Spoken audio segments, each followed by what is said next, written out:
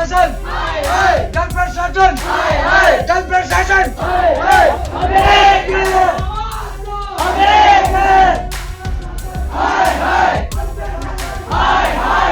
दोस्तों, दिल्ली और झारखंड में युवाओं के आंदोलन की चर्चा खूब हो रही है, लेकिन देहरादून में चल रहे एक और आंदोलन की कहानी भी कम चौंकाने वाली नहीं है। महज 10 दिनों के प्रदर्शन ने ऐसा क्या कर दिया कि सरकार तक को जवाब देना पड़ा। आखिर वो कौन सी मांग है जिसे लेकर आंदोलन लगातार बढ़ता गया? क्या सच में सरकारें इनकी आवाज़ों को सुन नहीं रही हैं दोस्तों, या फिर सुनकर भी अनसुना कर दिया जा रहा है? देखिए, देहरादून के इस आंदोलन की पूरी कहानी मेरी इस रिपोर्ट में, चौंक जाएंगे आप। नमस्कार, पहला आंख में पंकज रौतेला, आप देख रहे हैं अपना उत्तराखंड न्यूज। दोस्तों, लोकतंत्र के सबसे बड़े मंदिर के दावों को देखना हो तो जरा देश की सड़कों पर उतरिए। उत्तराखंड की खूबसूरत वादियों में बसा देहरादून इस वक्त न्याय की भीख मांग रहे हैं। यहाँ छात्रों की गूंज से दहला हुआ है देहरादून, जिन्हें कुदरत ने आंखें नहीं दी, लेकिन अफसोस आंखें तो सरकारों के पास, सिस्टम के पास भी नहीं है, मंत्री के पास भी नहीं है। देहरादून के राष्ट्रीय दृष्टि दिव्यांगजन संस्थान में 10 दिन पार कर चुका छात्र का यह आंदोलन अपनी बुनियादी सुविधाओं के लिए, स्कॉलरशिप के लिए, एक अदद लैपटॉप के लिए प्रदर्शन कर रहे हैं, धरना दे रहे हैं दिव्यांग छात्र।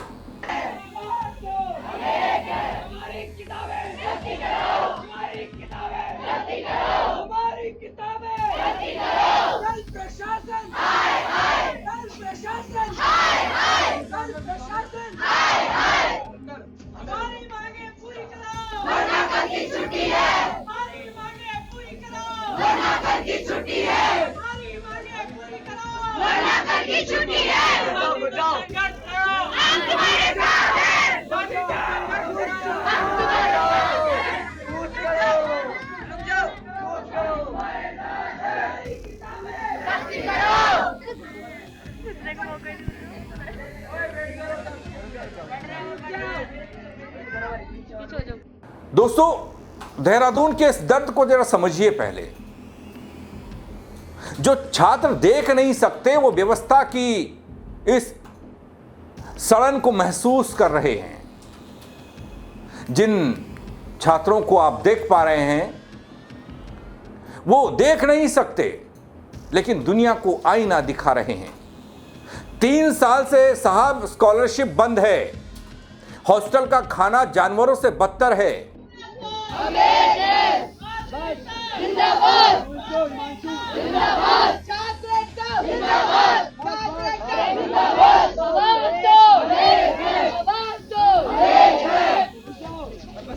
और पढ़ने के लिए ब्रेल किताबें तक मैसर नहीं है। कमाल देखिए, प्रशासन कहता है कि 48 लाख का लैपटॉप बजट पास हो गया, इनको मिलेगा बल लैपटॉप, लेकिन मिलेगा कब? नवंबर में, यानी जब आधा सत्र बीत चुका होगा। दोस्तों, हद तो तब हो गई जब स्कॉलरशिप बहाल करने के नाम पर ऐसी ऐसी शर्तें थोप दी गई जो उनके हक पर डाका डालने जैसी हैं। बिना स्थायी निदेशक के चल रहा यह संस्थान आज उस प्रशासनिक अहंकार का प्रतीक बन चुका है जहां दिव्यांगों की चीखें बंद कमरों में बैठे अफसरों के कानों तक नहीं पहुंचती, और पहुंचती हैं तो फिर मंत्री जी भी दौड़े दौड़े, भागे भागे पहुंचते हैं, और 10 दिन लग जाते हैं उनको भी। महज कुछ कदमों की दूरी, कुछ किलोमीटर की दूरी, चंद मिनटों का वक्त लगता दोस्तों मंत्री जी को पहुंचने में, लेकिन 10 दिन में पहुंचे। और अब वो कहते क्या हैं वो देखिए। 2 दिन लगातार जो वहाँ पर समाचार पत्रों के माध्यम से मैंने पढ़ा, और वहाँ पे प्रदर्शन जिस तरह से छात्र कर रहे थे कुछ मांगों को लेकर के। एक तो डायरेक्टर लंबे समय से वहाँ पर नहीं है, परमानेंट चार्ज में है, दीपक जी है वहाँ पे, दीपक संचालन कर रहे हैं, यहाँ का भी कर रहे हैं, तो भारत सरकार में भी वो काम देख रहे हैं, तो इसलिए एक मांगे थी। और दूसरा, उनका भोजन की व्यवस्थाएं ठीक हो, कुछ और मांगे थी उनकी, 10-11 बिंदु उनके थे वहाँ पर, उसको लेकर के प्रदर्शन वहाँ पर उन्होंने किया। और इसमें मुझे मेरे मन में आया कि मैं क्यों न चले जाऊं, क्योंकि संस्थान हालांकि भारत सरकार का है, फिर भी उत्तराखंड में है, देहरादून में है, राजधानी के अंदर है, तो इसलिए मैंने वहाँ जाना उचित समझा कि मैं छात्रों से बातचीत करूं। किंतु मेरे से जाने से पहले वहाँ पे डायरेक्टर पहले ही आ गए थे, उन्होंने बातचीत की छात्रों से और समाधान भी निकाल लिया था और छात्रों से बातचीत की, और मुझे लगता है कि अब धीरे धीरे ये आंदोलन समाप्त हो जाएगा। दोस्तों, अपनी नजरें आप घुमाएंगे तो आपको देश की राजधानी दिल्ली का जंतर मंतर दिखाई देगा और आपको दिखाई देगा झारखंड में जेएसएससी और रोजगार के लिए प्रदर्शन कर रहे युवा, पुलिसिया बर्बरता। दोस्तों, झारखंड से लेकर उत्तराखंड तक सरकारों का चरित्र एक जैसा हो चुका है क्या? जब युवा अपने हक की बात करता है तो उसे अपराधी की तरह ट्रीट किया जाता है। ऐसा हमने देखा है इन प्रदर्शनों में, चाहे वो जंतर मंतर हो या फिर झारखंड में। झारखंड में युवाओं पर लाठियां बरसाई जा रही हैं। दिल्ली में प्रदर्शन कर रहे थे, उन्हें घसीटा गया, पीटा गया। और देहरादून में दिव्यांगों को उनकी बुनियादी जरूरतों के लिए तरसाया जा रहा है, क्योंकि इन्हें मार नहीं सकते आप, इन्हें घसीट भी नहीं सकते आप, मुकदमा हो जाएगा, अंदर हो जाएंगे, लेकिन आप इन्हें तिल तिल कर मारेंगे, तरसाएंगे। और यही हो रहा है सालों से। दोस्तों, ये दिल्ली, ये झारखंड, ये देहरादून की तुलना ये बता रही है, ये तस्वीरें ये दिखा रही हैं, स्थिति बदलती नहीं है, बशर्ते राज्य बदल जाए, शहर बदल जाए, सरकारों का रंग ढंग नहीं बदलता काम करने का, बशर्ते सरकार कहीं बीजेपी की, कहीं कांग्रेस की, कहीं केंद्र सरकार का दखल। लेकिन युवाओं को लेकर सिस्टम का रवैया, छात्रों को लेकर सिस्टम का रवैया हमेशा ऐसा ही रहा है। कुछ लोग इसे दमनकारी भी कहते हैं। देहरादून में यह आंदोलन चलता जा रहा है दोस्तों, और अभी आपने सुना खजानदास जी को, मंत्री हैं, वो कहते हैं कि लास्ट में जाकर शायद ये आंदोलन खत्म हो जाएगा, ये प्रदर्शन अब खत्म हो जाएगा। वो गए थे, उनकी बातचीत हुई है, डायरेक्टर से भी बातचीत हुई है, डायरेक्टर ने छात्रों से बातचीत की है, शायद ये खत्म हो जाएगा, शायद उनकी कुछ मांगों का जिक्र कर रहे हैं। लेकिन पुख्ता तौर पर यह नहीं कहा कि ये अब हमने बातें मान ली हैं या हम काम करने वाले हैं। मामला केंद्र सरकार का है, उत्तराखंड की सरकार का कोई लेना देना नहीं है, लेकिन केंद्र में तो बीजेपी की सरकार है।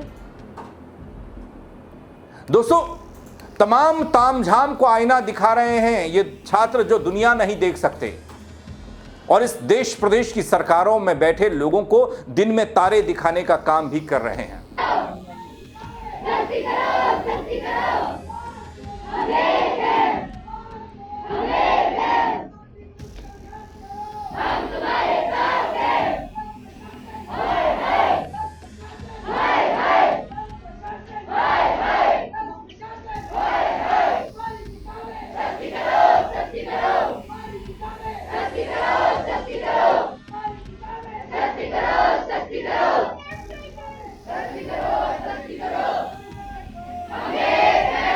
दोस्तों, ये देश के भविष्य की वो धुंधली तस्वीरें हैं जिसे कोई भी सरकार अपनी पीठ थपथपाते वक्त दिखाना नहीं चाहती होगी, चाहे वो केंद्र की सरकार हो या प्रदेशों की सरकार हो। और यहाँ मसला ऐसा कि इंस्टीट्यूट या कॉलेज जहाँ ये छात्र पढ़ने वाले हैं, ये केंद्र सरकार के अधीन आता है।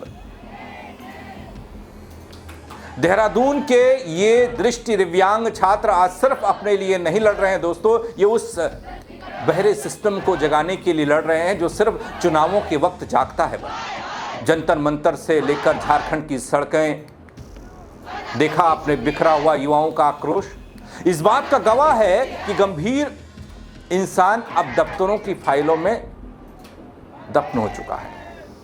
सवाल बड़ा ये है, अगर देश का युवा, उत्तराखंड का युवा, देहरादून में ये दिव्यांगजन, ये भी युवा हैं, चाहे वो खिलाड़ी हो, दिव्यांग हो, सड़क पर भूखा सोने को मजबूर हो या फिर उनके हक उनको नहीं मिल रहे हों, तो फिर डिजिटल इंडिया, महाशक्ति बनने के वो जो हम सपने देख रहे हैं, जो वादे खोखले टाइप के हमको लग रहे हैं आज इन तस्वीरों को देखकर, वो किसके लिए हैं? जवाब सरकारों को देना होता है दोस्तों, क्योंकि आक्रोश जैसा हमने दिल्ली के जंतर मंतर पर देखा, खान नहीं मानेंगे, बिना इस्तीफा लिए इस्तीफा हुआ। जैसा हम झारखंड में देख रहे हैं, वैसा ही हम ये देहरादून में दिव्यांग छात्रों को देख रहे हैं। यह आक्रोश थमने वाला नहीं लग रहा है। पटाक्षेप हो सकता है, मान मनोबल के बाद कुछ चीज़ों को मान लिया जाएगा, लेकिन जो इनकी मांगें, जिस तरह की परिस्थितियाँ, जिस संस्थान में स्थायी डायरेक्टर ही ना हो, वो संस्थान करेगा क्या? वहाँ मिलेगी घास फूस खाने के लिए, इंतज़ामों के नाम पर बस इंतज़ामी मिलेगी और क्या मिलेगा?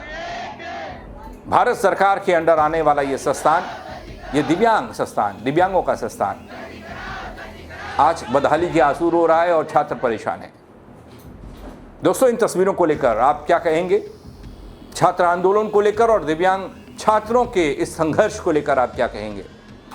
कमेंट के जरिए अपनी राय जरूर दीजिएगा। दोस्तों, बेहद महत्वपूर्ण है आपकी राय, शेयर कीजिएगा और लोग भी इस खबर को देख पाएं, वो भी अपनी राय दे पाएं। फेसबुक पर देख रहे हैं, फॉलो नहीं किया, वो जरूर कर देना दोस्तों, ताकि हर खबर आप तक वक्त पर पहुंच पाए। यूट्यूब पर देख रहे हैं, नए हैं, सब्सक्राइब नहीं किया है तो वो करना भी ना भूलें। मेरे साथ जुड़ने के लिए आप सबका बहुत शुक्रिया। दगड़ियों, जय उत्तराखंड।